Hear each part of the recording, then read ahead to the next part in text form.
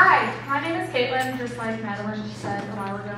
But I want to open up in prayer real quick. So, in the Father, Son, Holy Spirit, amen. Lord, I just want to thank you for tonight and for bringing all of these people here, no matter where they're coming from or where they're going after they are here. Just help them to know that you love them and that you're with them, no matter what, that you're always with them and that you love them and that you care for them and that they can always come to you. And I thank you for them being here. Amen. Okay, so hi, I'm Kaitlyn. I'm a sophomore pre-nursing student from St. Louis, Missouri, around Wentzville, which is 80 miles east of Columbia. I play piano and I'm in marching Mizzou, and I play the piccolo. And I'm in love with Jesus Christ. So right now we're in the Love Changes Everything series. Last week we heard Kayla talk about what it means to her to be in love. She talked about how falling in love was appreciating all of the wonderful things God has given her at Mizzou, and falling in love with the community here, and falling in love with teaching, and just looking forward to being with the youth for the rest of her life. She also wrote a prayer called Fall in Love by Father Pedro Arrupe, and throughout the series we will be focusing more and more on this prayer as it allows us to see more closely what it means to fall in love. So let me ask you, what does it mean to fall in love with God? Nothing is more practical than finding God, than falling in love in a quite absolute final way. What you are in love with, what seizes your imagination, will affect everything. It will decide what will get you out of the bed in the morning, what you will do with your evenings, how you will spend your weekends, what you read, whom you know, what breaks your heart, and what amazes you with joy and gratitude. Fall in love, stay in love, and it will decide everything. Fall in love, stay in love, and it will decide everything. How do we fall in love with God? I mean, isn't God some huge being so far out of reach that we can't even relate to him? Isn't he the creator of the universe and a being that could care less about what each and every single one of us does? Could we possibly know him on an intimate, personal way? How could we know him? But more importantly, how could we ever do enough to be in a good, lasting relationship with him? Well, let me tell you a story about myself. My story begins with falling in love. Fall in love. So in high school, I struggled with the meaning of fall in love. I didn't understand what it meant to be in love. I thought I understood what it meant. I thought I knew how relationships were supposed to work. I watched friend after friend find a boyfriend and be happy. Every single one of them found a decent guy. And all of them were happy. I felt like I was always being the one to be the third wheel. And I didn't even want to hang out with my friends because it got to the point where every time I did, I would just leave feeling alone and like I had nobody to talk to. I wanted what they had so desperately, and I just wanted a guy to like me. And then I met someone in a music production I was helping backstage with. He was nice, he was Christian, and I had actually seen him around my church while taking religious ed classes. He was no longer Catholic because his family decided it would be better for them if they switched to a non-denominational church. But he was still a Christian, and that's what I wanted in a boyfriend.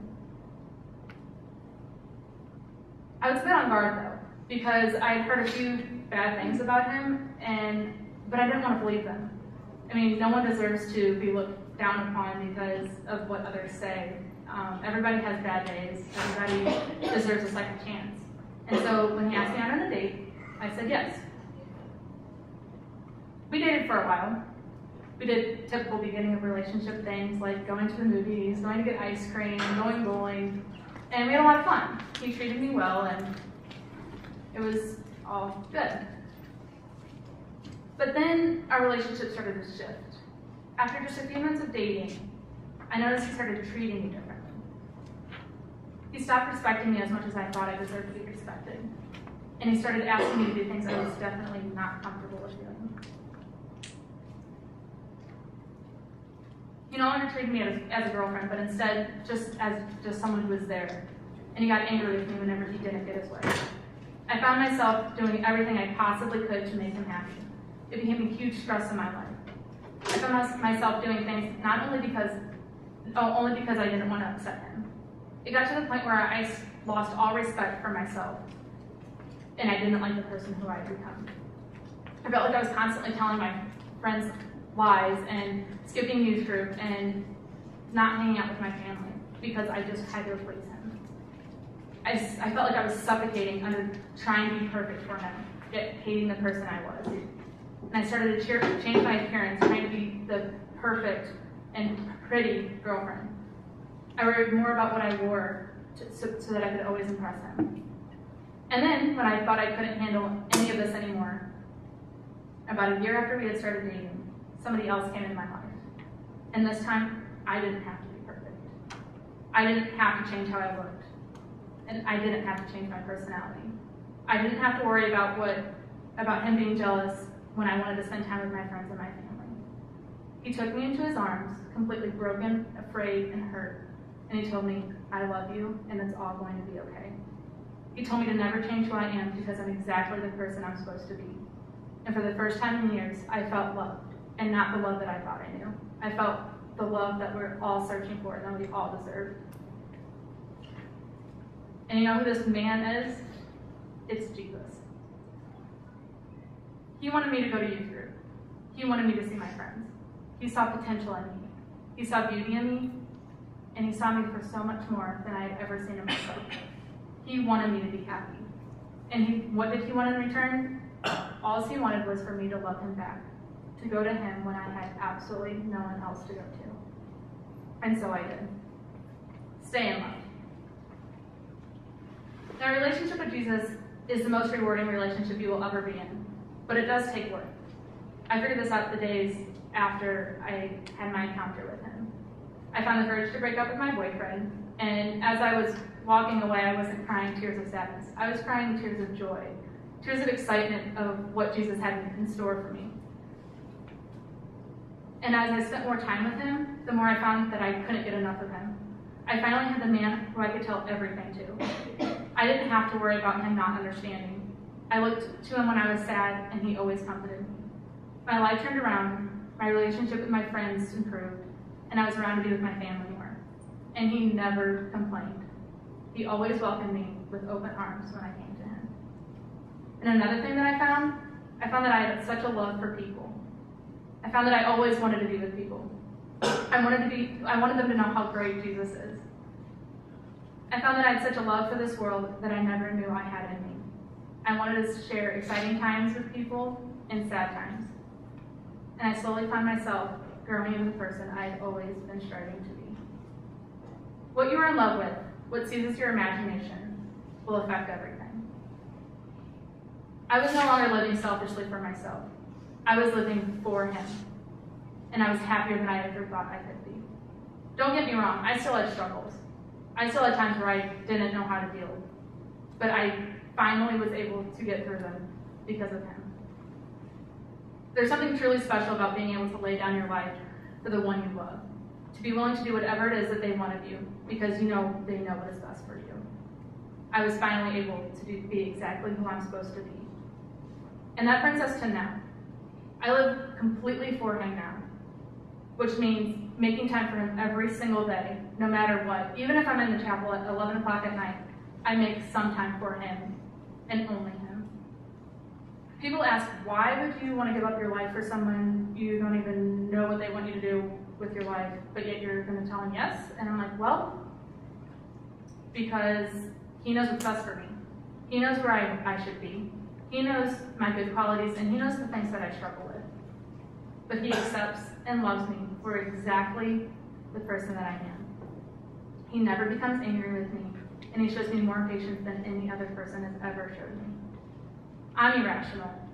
I can't see the future, but he can. He knows what's going to happen, and he knows what I'm going to do with my life. I just have the opportunity to be in the best ride of my life with the best person in this entire world. You just so happen to have created the world. Jesus is amazing. A relationship with him is better than you can even imagine. And I want all of you to have the opportunity to know him. Everyone deserves to know him on a deep and personal level. And so I want to ask you, do you allow God to do the same for you? What things have you been hiding from him? When was the last time you talked to Jesus? When was the last time you shared your life with him? Talk to him. Let him in. Let him speak to you. Don't be afraid. Don't avoid him. You need him. Have trust. He will provide. He knows what's best for you, and he loves you more than anyone in this world. He was willing to die on that cross for you. He loves you that much. How many people can you say love you that much? A love so strong they are willing to die for you, and they would do it every single day for the rest of your life if it meant that you would love him back. He wants you to succeed. He wants you to be happy. And he has a plan better than you can ever imagine for you. So let him tell you what it is. Go on a date with him. And yes, guys, even you. Go on a bro night with Jesus. And when you start to fall in love with him, let yourself fall. Because it will be the best relationship you will ever experience.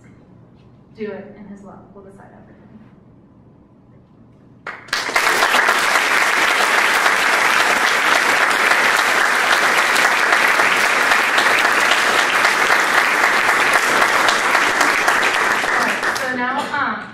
When I was praying for this talk and trying to figure out what I wanted to say, Kayla brought up this poem that she kind of liked. And so when I was reading through it, I found that it fit really well with my talk and that I really liked it.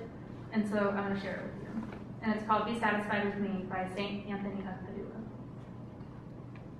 Everyone longs to give themselves completely to someone, to have a deep soul relationship with another, to be loved thoroughly and exclusively. But to a Christian, God says, no, not until you are satisfied, fulfilled and content with being loved by me alone, with giving yourself totally and unreservedly to me, with having an intensely personal and unique relationship with me alone, discovering that only in me is your satisfaction to be found. Will you be capable of the perfect human relationship that I have planned for you? You will never be united to another until you are united with me. Exclusive of anyone or anything else, exclusive of any other desires or longings. I want you to stop planning, to stop wishing, and allow me to give you the most thrilling plan existing, one you cannot imagine. I want you to have the best. Please allow me to bring it to you. You just keep watching me, expecting the greatest things. Keep experiencing the satisfaction that I am. Just listening and learning the things that I tell you. Just wait, that's all. Don't be anxious. Don't worry. Don't look around at the things that others have gotten or that I have given them. Don't look around at the things you think you want. Just keep looking up and away up to me, or you'll miss what I want to show you. And then, when you're ready, I'll surprise you with a love far more wonderful than you could dream of. You see, until you are ready, and until the one I have for you is ready, I am working even at this moment to have both of you ready at the same time. Until you are both satisfied exclusively with me and the life I prepared for you, you won't be able to experience a love that exemplified your relationship with me. And this is perfect love. And dear one, I want you to have this most wonderful love. I want you to see in the flesh a picture of your relationship with me, and to enjoy materially and concretely the everlasting union of beauty, perfection, and love that I offer you with myself. Know that I love you utterly. I am God. Believe it and be satisfied. So now there's a piece of paper underneath your chair and a pen. And we're going to put some questions up on the board. Think about this prayer. Think about what Jesus wants to tell you.